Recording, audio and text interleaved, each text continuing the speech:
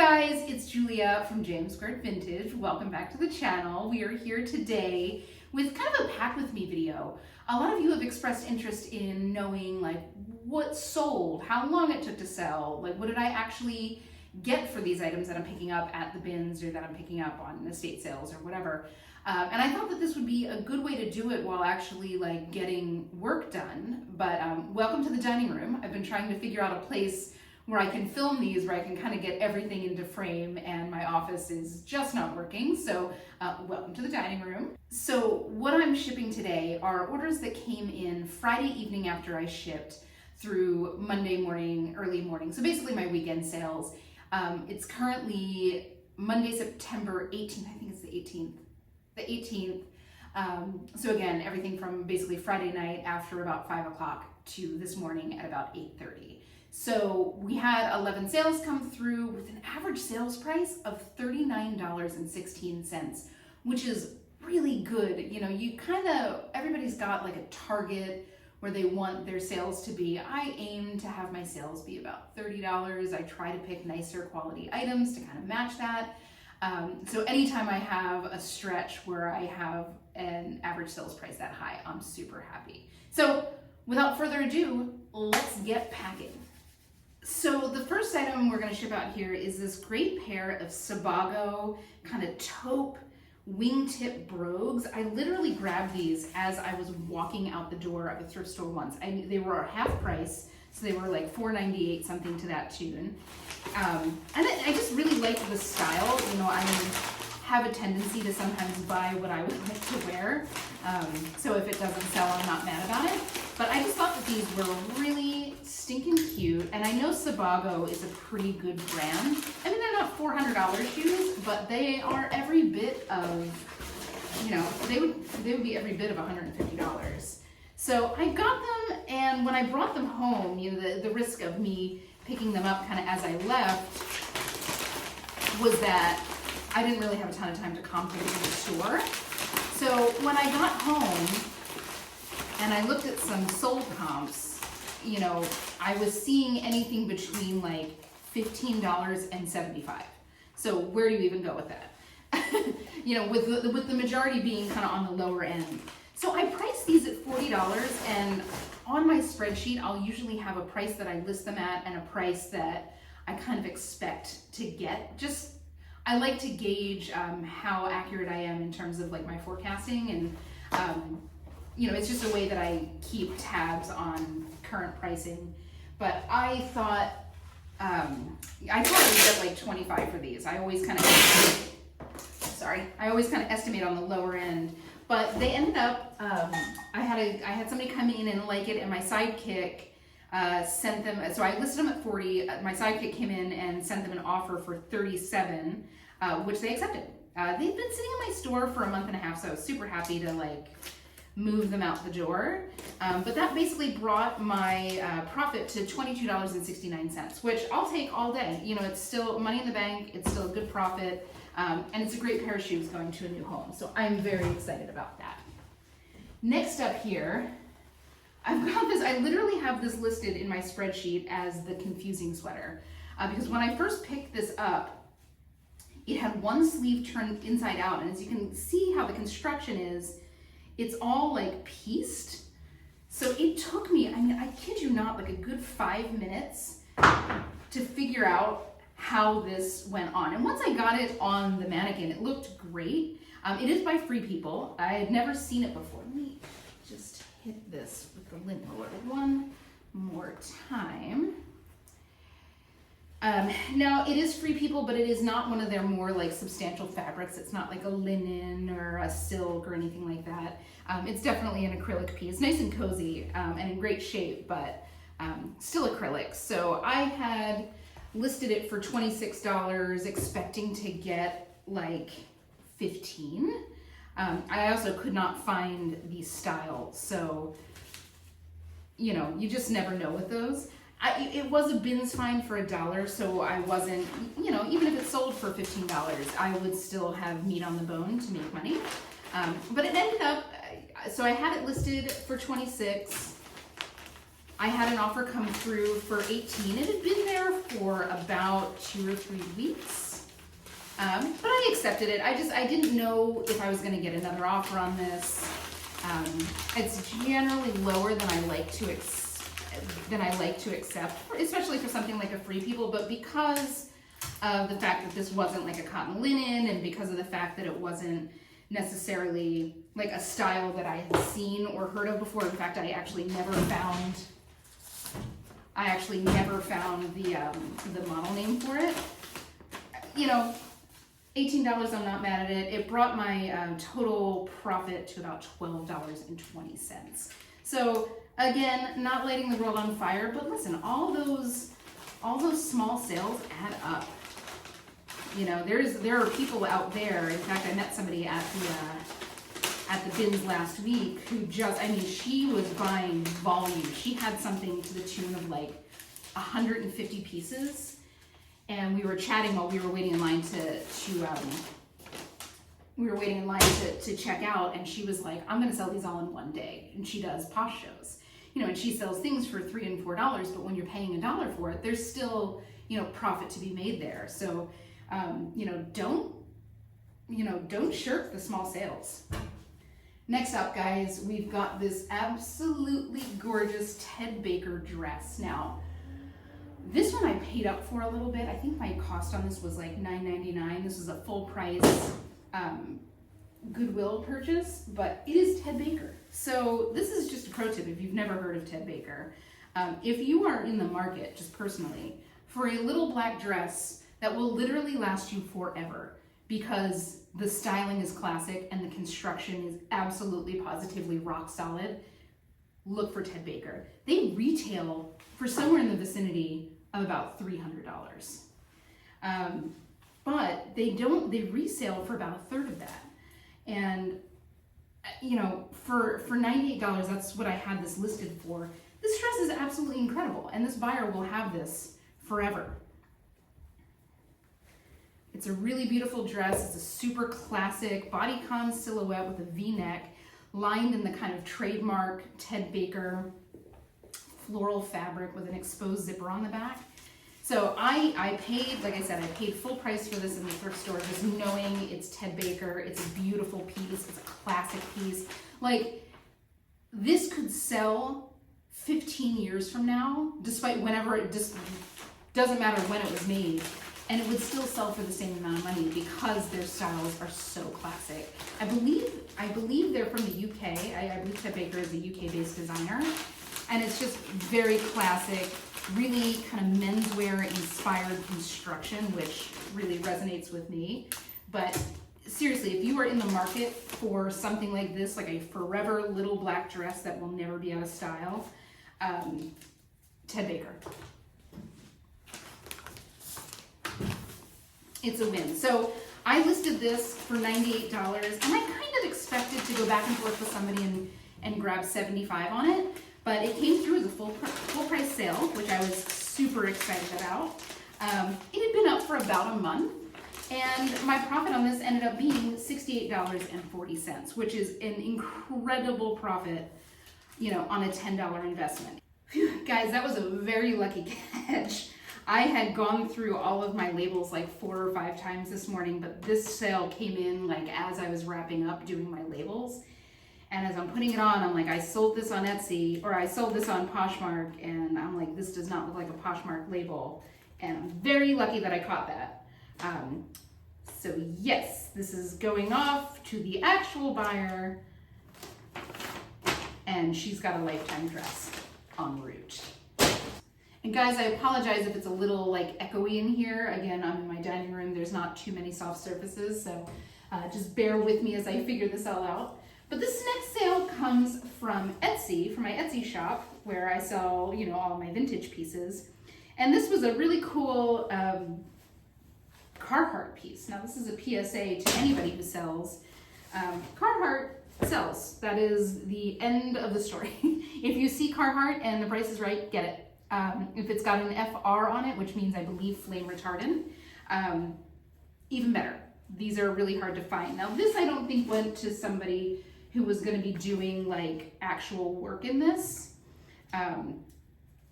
this is probably more of a fashion piece just because of the mobile tags and whatnot. It's literally got all of the, issued to tags and stuff in there.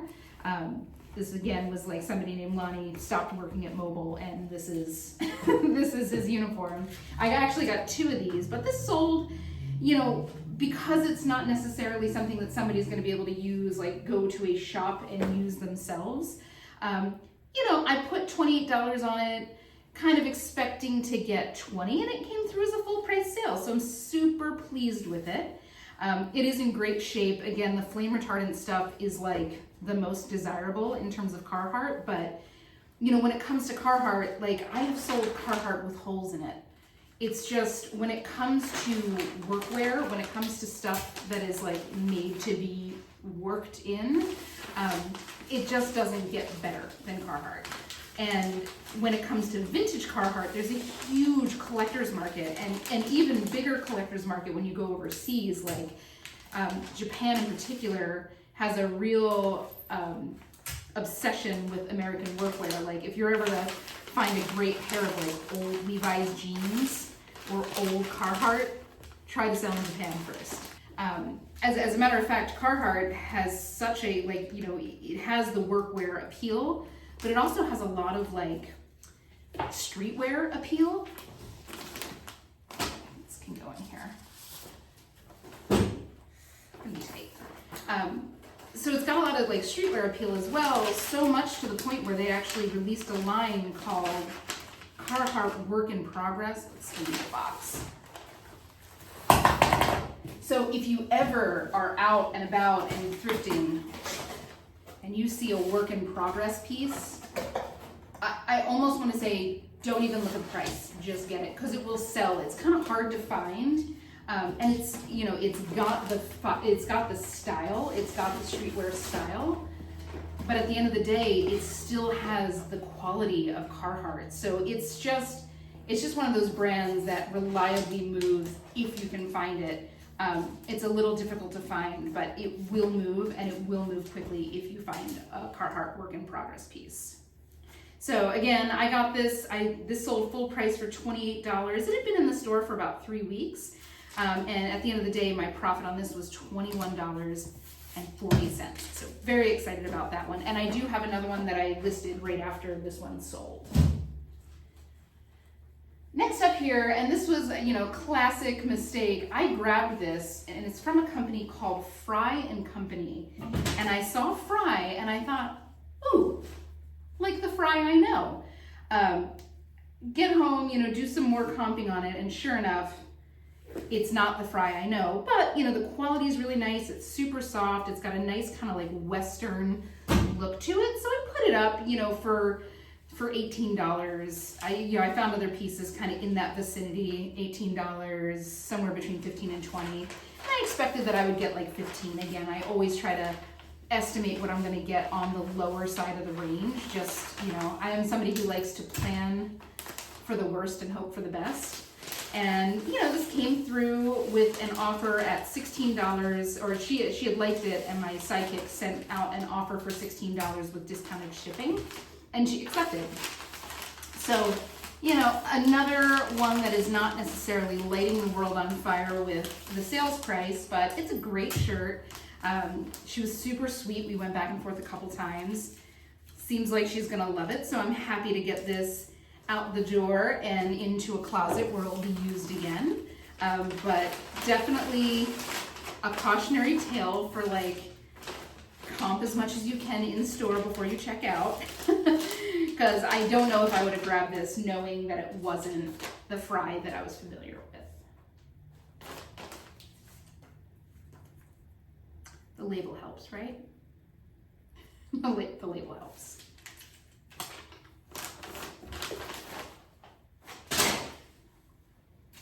Next up here, we've got this great fuzzy vest from Cool. Now, Cool, if you are not familiar, is an outdoors brand that has a very distinct style. It's very rugged. It's very, it's I almost call this something that is like a styleless brand, where they have been making stuff that looks like this for as long as they've been in existence. So like, it doesn't matter if this is 1 year old or 10 years old, it's gonna be, you know, kind of similar. And, you know, this type of purchase is not like a trend purchase. This is not something that somebody is buying, you know, to wear for the season while it's on trend and move it. This is something that probably is being bought to be worn for the next 10 years. And Cool makes really just high quality stuff. But this is in the industry, they call this Muppet fur. I think the marketing speak for it now is like teddy bear fur. This is called Muppet fur. And as with any other like outdoors purchase, any other like outdoor jacket sale that I make, or outerwear sale that I make, I like to wash these things just because I know that there's a lot of people out there who don't know how to wash outerwear. You know, so I always give this a wash. And when it comes to Muppet fur will matte down a little bit in the wash. So I take just like a wire brush to it. And you can use any like stiff bristle, like clean stiff bristle brush, and just kind of like give it a brush in a couple different directions, and it'll fluff that back. And this goes for your own Muppet fur pieces as well. It'll fluff that fur right up. But if you're selling something like a ski jacket or, you know, ski pants or anything that has like a technical DWR coating that's durable water resistance, you want to pick up something called Nick Wax. If this is something you want to sell, or if this is something you have a lot of in your life, you want to pick up something called Nick Wax Tech Wash. I can never get this out of my mouth smoothly. Nick Wax Tech Wash. And it is a wash that is specifically designed for these DWR coatings so it won't impede on the performance. And at that, it'll actually beef up the performance a little bit. So if you have, for example, like a Gore-Tex piece that's, you know, 5 or 10 years old and it's starting to get floppy and it's starting to like let a little bit of fluid through, if you wash it with this Tech Wash, it should re-up that waterproof so it performs, you know, really nicely once again. So I will link that down below. It's something you can pick up. You can pick that up at any like local ski store, like anywhere that sells performance outerwear should have that in stock, but you can also get it on Amazon. I want to say it's like $10. You don't use a ton of it. I think the bottle I've had for, you know, 2 years, and I sell a lot, so that's just saying how long it lasts. But it's good stuff, and it's definitely something you want to have in your arsenal as you are selling, especially if outerwear is something you want to sell, or outerwear is something that is part of your life. Next up, sorry, again, the echoes. Next up, we've got this cool bag from Lululemon. It's called the Cross It Off bag. And when I found it, I felt like the quality of this textile, and I'm like, ooh, what is that? And I pulled it out, and I had no idea what it was. I had never seen it before. I still have not seen it, but it is called the Cross It Off bag from Lululemon. And it's got this kind of like triangular shape. And it looks like the straps are tied, but the ties are actually like tacked, so they're not coming undone. And it's got this like little crossover construction. It's just a huge bag. It's something that you can throw your gym clothes in there. You can probably fit your laptop in there, but the sold comps on this were kind of all over the place. I saw comps, you know, sitting at $75, and I saw comps sitting at $15. So I listed it kind of in the middle at $58, expecting to kind of go back and forth and land at like $40 on this. So I had gotten an offer for $35, and it was really only in my store for like 2 weeks. So I countered with $44, which was accepted, and I was pleased as punch. So, you know, again, this was a binge find for $1, so you know, that kind of profit is fantastic on a $1 investment. Ultimately, my profit on this ended up being about $34.20, which again, for an investment of $1, is not too shabby.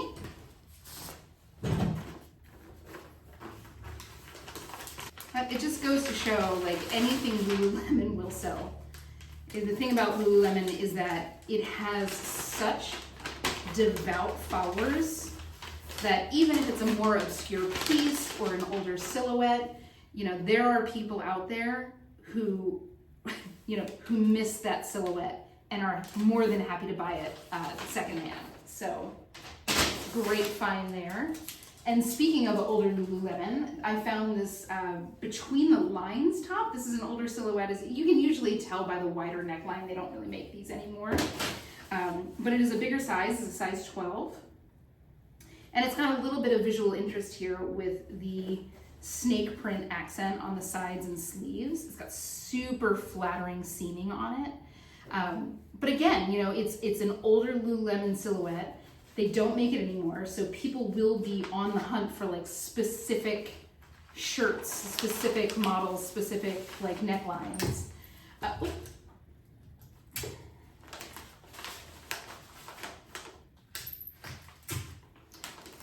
So this one I listed for $28, kind of expecting to not get much more than like $15 or $20 on it. I had somebody come in and like it, so my sidekick sent out an offer for $26, and that was accepted. It had been in the store for about a month, so I didn't want it sitting any longer, and my cost on this was $4.89, so that brought my profit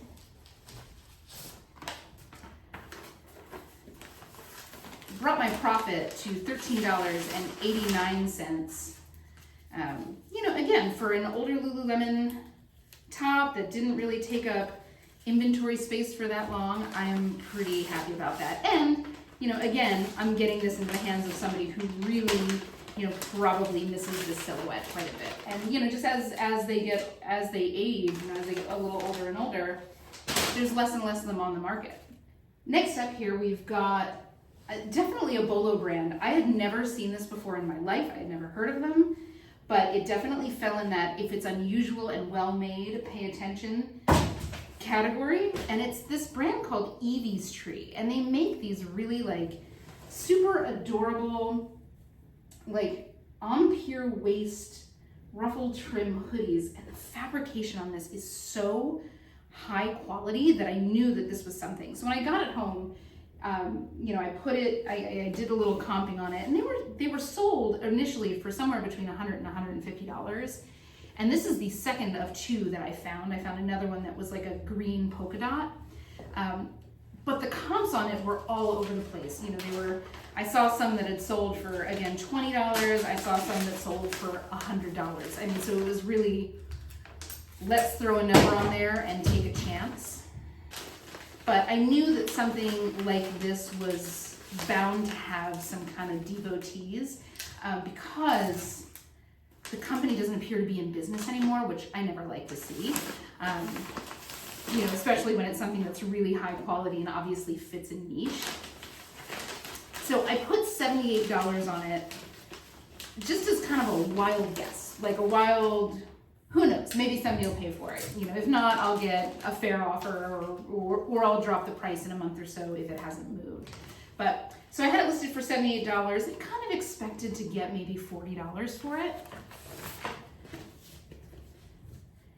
And I had somebody come in and give me an offer of $40, to which I countered at $55. I was pretty comfortable countering on this because the other one had sold pretty quickly, about the same price. I think I'd sold for $56.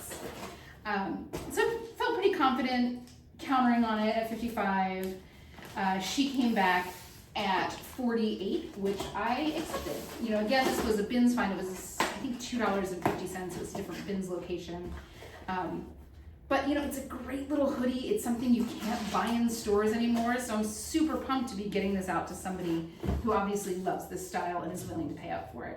Ultimately, my profit on this was $38.50. So I'm pretty happy about that.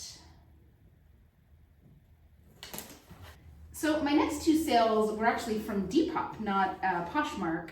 And they feel very much like Depop sales. Up first is this kind of cool vintage. This is a vintage Free People. And talk about something you don't see all that often, ever, like for sale anywhere in boutiques or in thrifts, period. And the reason being is back in the day, the stuff that they made was so delicate. I mean, this is a perfect example of something that they made. Now it's well made, and the materials are really nice, but you can tell it was just, you know, really a tiny little piece. It has a lot of like intricate parts, so they were very easy to like damage. So you just don't see too many around, but this was one of the ones I found at bins for $1. And more than any other piece I have listed recently, this had so much interest in it. I just like more likes, more views, more everything. I couldn't believe it. I didn't know that there was such a market for older Free People pieces, but it is so like, of any vintage pieces that I've seen, this is so early 2000s Free People. Like I remember, you know, I was in college at the time. I remember the girls that wore these shirts, and you know, it was early days of Free People. They were very expensive. They were very, very, very,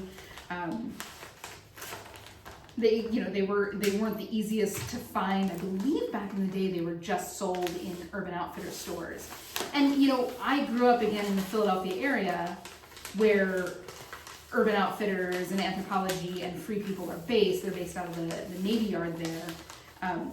You know, it's a good chance that I was more exposed to Free People pieces than others, just because of proximity to the headquarters.